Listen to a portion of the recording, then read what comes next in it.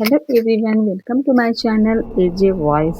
Horror कहानियाँ सुनने के लिए हमारे चैनल एजे वॉइस को सब्सक्राइब करो और कहानी को लाइक करना ना भूलें। तो आइए सुनते हैं आज की ये कहानी। मेरा नाम रेखा है। ये बात 2008 की है। मेरे पति ने किराए पर घर लिया था। मेरे घर के ठीक सामने एक घर था जिसमें पति पत्नी अपनी 2 बेटियों के साथ रहते थे। कुछ ही दिनों में मेरी रामा भाभी से अच्छी मेलजोल हो गई। हम एक दूसरे के घर आने जाने लगे। मैं अक्सर अपने घर का काम करके उनके घर चली जाती थी। थोड़े ही दिनों में मुझे पता चल गया था कि रामा भाभी की छोटी बेटी रिया मानसिक रोगी है।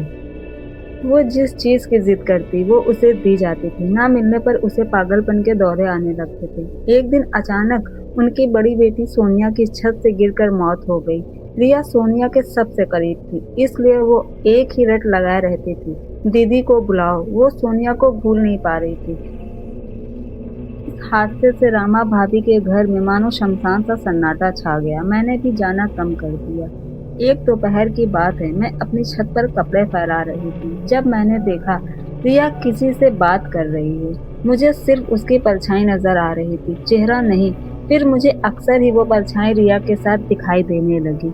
मैंने इस बारे में रामा भाभी से बात की, लेकिन उन्होंने सिर्फ इतना कहा कि अब रिया ठीक रहती है, अपनी दीदी को भी याद नहीं करती। इसके पीछे क्या बात है मुझे नहीं जानना। और जिस परछाई की तुम बात कर रही हो, मैंने भी उसे कई बार देखा है।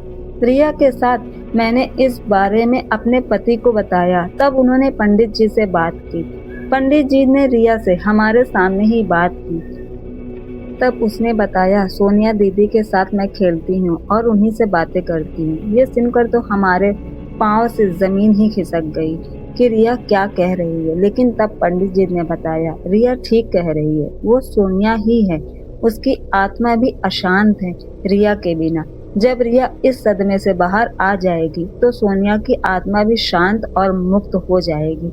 हमने तो उस पंडित का ही कहना मान लिया और अब उस परछाई को देखकर अनदेखा करते हैं। अगर आपको मेरी कहानी पसंद आई हो तो इसे लाइक करें।